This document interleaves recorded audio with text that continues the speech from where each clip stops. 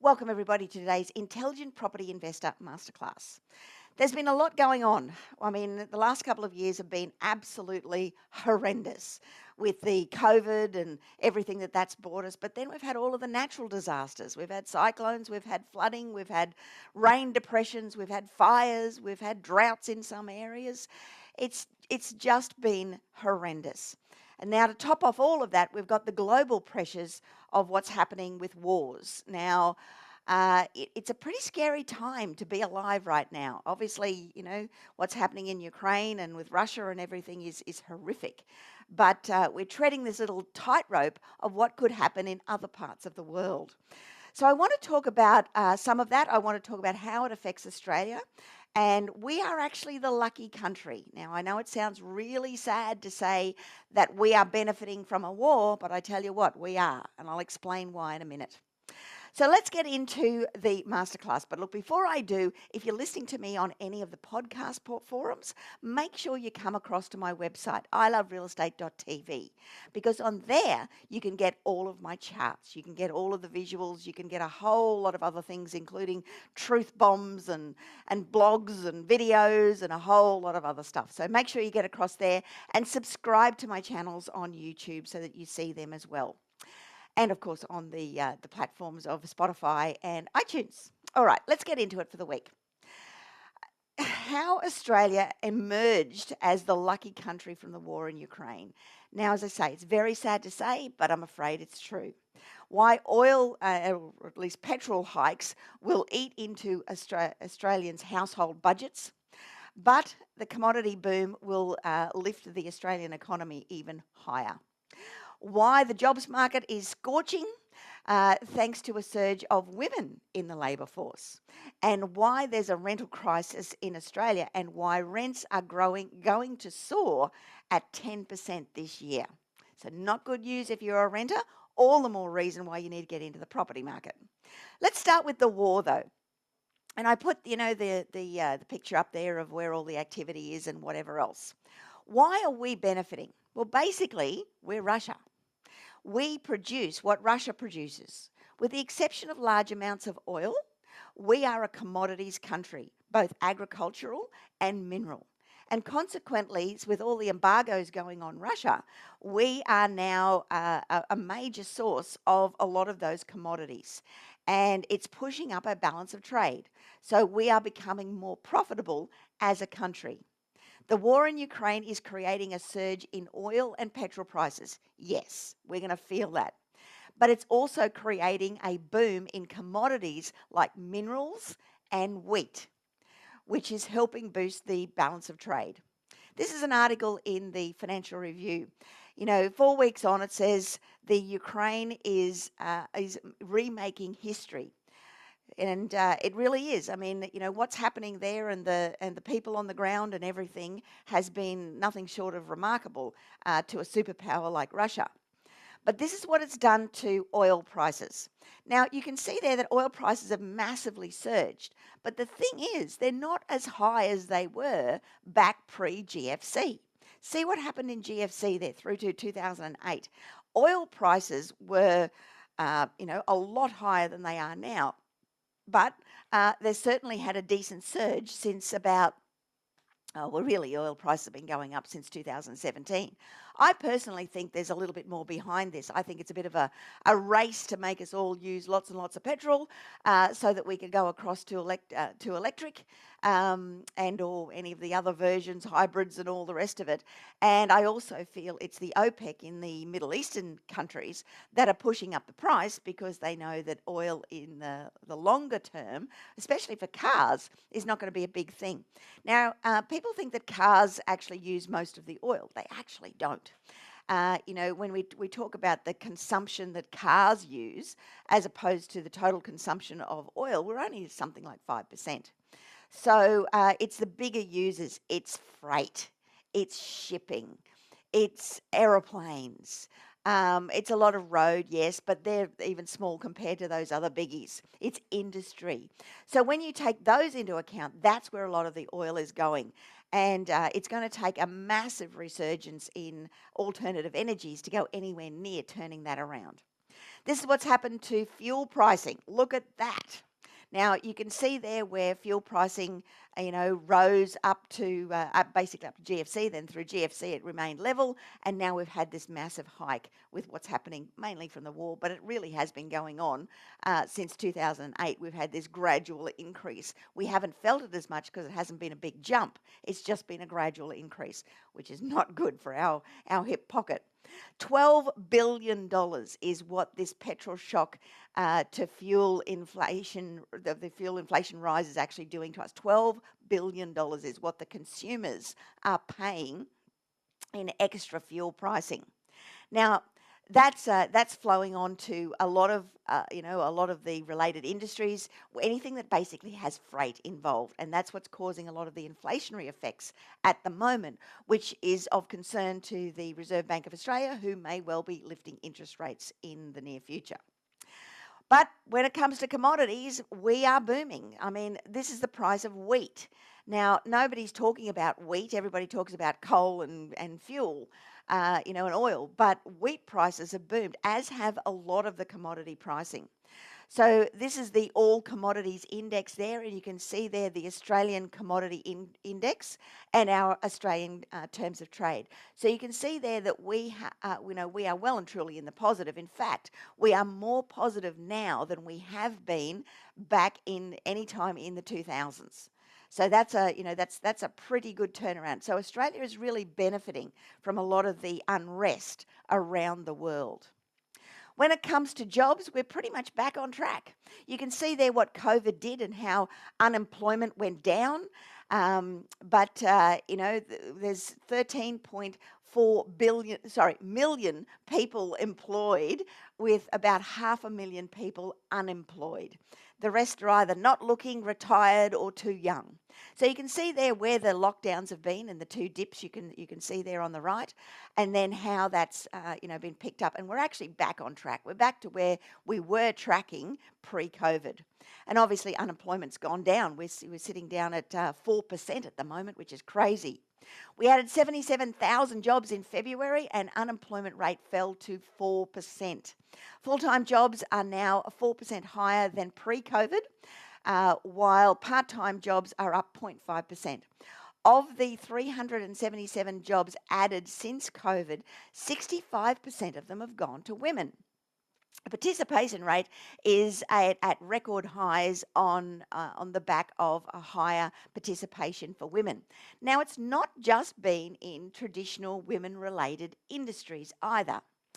If you have a look at this, the unemployment rate is the lowest level we've seen in 14 years due to the unprecedented level of government spending and the low interest rates. So unemployment rates are down, and underutilisation is also down. So previously, where you wanted a full-time job, but you could only get 3 days a week, that's not the case anymore. There's a lot of participation rate, and we're not in an underutilized market when we come to the labour force. The most unemployed is Western Queensland. But there's not a lot out there either. Geelong rated a mention in the latest figures to come out. It has the lowest unemployment rate in the country. And that's pretty massive for Geelong, which has been up in some of the highest unemployment in the country. So, you can see there that's a great windfall there for Geelong. And I think a lot of that is the flow on from pricing in Melbourne as well, and a lot of people moving out and being able to work from home and other things. And of course, the cheaper pricing in places like Geelong means that they can live in places like Geelong and still be able to work in Melbourne. This is the labour force participation rate in Australia compared to the US and the United Kingdom. And it really shows you how well we are doing. We are right up there compared to where we've ever been. You can see what happened in COVID, and yes, that was a big hit, and then we had another lockdown and whatever. But we are right up there above, where we have been in the past. But look at the United Kingdom. It's much lower, and, unemployment's a massive thing over there. Unemployment is, sorry. And the US, even though it's improving, it's nowhere near where it was pre-COVID. So if you put us against the majors, we've actually done really, really well. Now let's look at the labour force between women and men. Well, the participation rate for men has been slowly declining since the 1980s. There's been less and less men, in the labour force as a percentage of the nationals. National's been tracking along, and generally we are becoming more and more employed. But look at the women. My God, go girl. Look at that. We have been slowly increasing our employment in the workforce since the 1980s. And you can see there we are actually higher than we have been in employment since pre-COVID. The men have kind of gone sideways for 2 years, not much of an increase, not much of a decrease. You can see the two major lockdowns that we had there. But we are, the women, we are up there. We are actually at a higher participation rate than we were pre-COVID, and then we are what are actually pushing up the national average there. And while wage growth has increased, it isn't keeping up with inflation, meaning real wages are falling. Now, this is one of the first times that this has happened in history for a very long time, and where we have inflation outstripping wages growth. I don't expect that to last for very long. You can already see all of the industrial relations action that's going on around the place. There's a lot more enterprise bargaining and all the rest of it. So I actually expect wages to increase dramatically. I did expect in the federal budget that they would have increased the minimum wage, but they didn't, which I think is going to hurt them in the election. Job vacancies are at record levels. You can see there the massive increase in the jobs being created. So since the end of 2020 there, through to November 2021, we've had a 2.9% increase. Now, that is absolutely huge. And there's a lot more jobs out there than we have people to fill them, which is why immigration is going to be a big factor regardless of who gets in at the election. We are going to have a surge in immigration, and that is going to add more pressure to house prices around the country, but particularly in Sydney and Melbourne and other metro areas. And this is what it's going to create more of. Australia is facing a rental crisis. And, you look at a place like this and how many people are lined up to actually get into the door. Obviously, that's staged, but it really depicts what's going on, the applications that go through for any one property that you put out there in the rental market. The vacancy rate fell to 1.6%. Outside of Sydney and Melbourne, vacancy rates are below 1%. Now, Louis Christopher from SQM, is calling it a rental crisis and expects rents to grow by about 10% this year.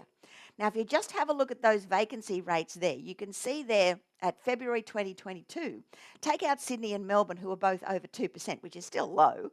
All the rest are under 1%. That is a massively, massively low vacancy rate. And, that's really telling the story of what's happening in property. Now, what's going to happen now is it's more affordable to own a property in a lot of these areas than it is to buy. So, it's more affordable to own it than it is to rent it. So we're going to see that crossover start to happen, particularly with all the incentives that we saw in the budget regarding 5% deposits to get into property without any mortgage insurance. So we're going to see a lot more of those who are in the rental pool starting to tip over into the property market. I think it'll take a couple of years for this to settle down before we start to see those vacancies start to go up a little bit as people start to get into their own properties. But you can see there, Sydney and Melbourne have been slow to respond, mainly because of the oversupply in the inner city apartments. Now, that's starting to change now with the students coming back into the country. And they take up a lot of those inner city apartments, particularly in Melbourne. But look at that purple line. That's Perth. My God. Now, a lot of that has been due to the lockdowns that were put in place by the state government.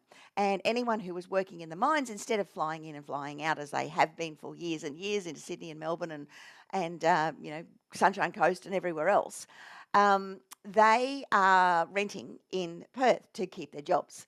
So that's what we're seeing more and more of, and that's what's created that massive downfall there in vacancies, very low vacancies for Perth particularly. I expect that to rise because as the WA borders start to open up, a lot of that will go back to the way it was, although some of it won't. Um, as I said, Lewis Christopher there, he says, given the dramatic tightening in vacancy rates, we are seeing an ongoing acceleration in weekly market rents across the capital cities. This situation now represents a significant rental crisis across the country.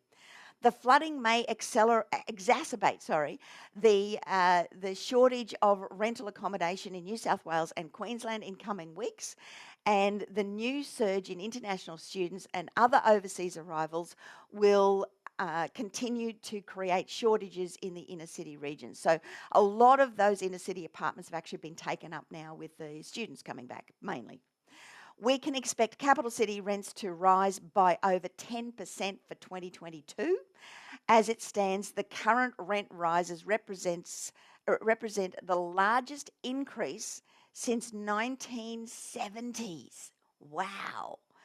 And that's really shown by this chart. You can see just how dramatically rents have come up. Now, look, they've come off the boil ever so slightly since we turned Christmas and into the new year, but they're still at 8.7%, which is a massive, massive increase. And you can see there it's right across the board. Regional areas just as much as in city areas, which is, you keep hearing this word unprecedented, but it is.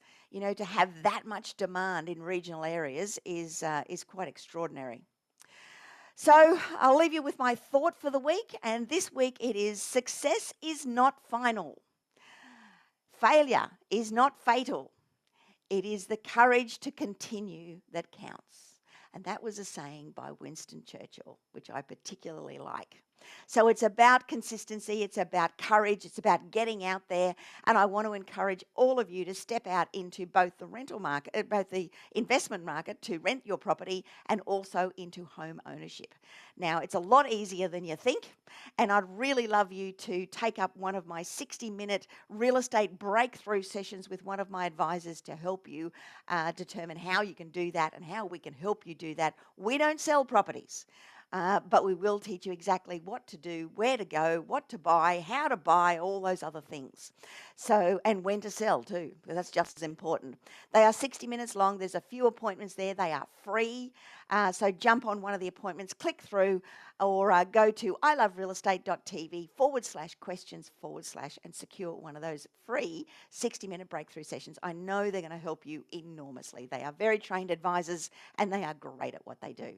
So thank you guys for listening this week. I will be back again to talk to you next week on another weekly masterclass. Hope you're enjoying the series. Bye now.